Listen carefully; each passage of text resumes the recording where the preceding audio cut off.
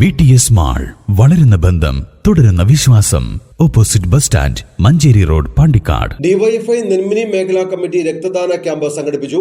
Block committee secretary P Vipin camp ഉദ്ഘാടനം ചെയ്തു. യുവതയുടെ രക്തദാനം എന്ന പേരിൽ പെരിന്തൽമണ്ണ ജില്ലാ ആശുപത്രിയിലെ രക്തബാങ്കുമായി സഹകരിച്ചായിരുന്നു ക്യാമ്പ്. യുവതയുടെ രക്തദാനം എന്ന പേരിൽ കൊണ്ടിപ്പറമ്പിലാണ് ഡിവൈഎഫ്ഐ നെന്മിനി മേഖലാ കമ്മിറ്റിയുടെ രക്തദാന ക്യാമ്പ് നടന്നത്. പെരിന്തൽമണ്ണ ജില്ലാ ആശുപത്രിയിലെ രക്തബാങ്കുമായി സഹകരിച്ച് നടന്ന ക്യാമ്പിൽ 70-ൽ പരം ആളുകൾ രക്തം ദാനം ചെയ്തു. DYFI block secretary Vipin camp ഉദ്ഘാടനം ചെയ്തു. യുവാവേ, നീ എവിടെയാണ്?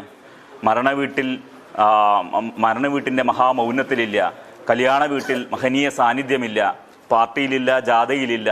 യുവാവേ, നീ എവിടെയാണ്?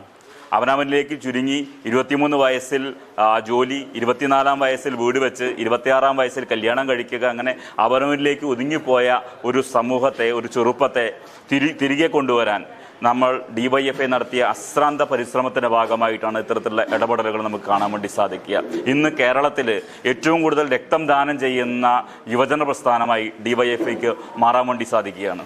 60 മെഡിക്കൽ കോളേജുകളിലായിട്ട് ഏതാണ്ട് ലക്ഷക്കണക്കിന് വരുന്ന മനുഷ്യർക്ക് ഒരു നേരത്തെ ഭക്ഷണം, വിശന്നിരിക്കുന്ന ഒരാൾ പോലും ഉണ്ടാവരുത് എന്ന് പറഞ്ഞുകൊണ്ട് വയറിയിരുന്നവരുടെ മിഴി നനയാതിരിക്കാൻ എന്ന ക്യാമ്പയിൻ ഹൃദയപൂർവ്വം എന്ന പേരിൽ ഭക്ഷണം കൊടുക്കുന്ന സംഘടനയായി ഡിവൈഎഫ്ഐക്ക് മാറാൻ വേണ്ടി സാധിച്ചിട്ടുണ്ട്. രക്തം ദാനം ചെയ്തവർക്കുള്ള സർട്ടിഫിക്കറ്റ് വിതരണം ഡോക്ടർ അജിത് തമ്പാൻ നിർവഹിച്ചു.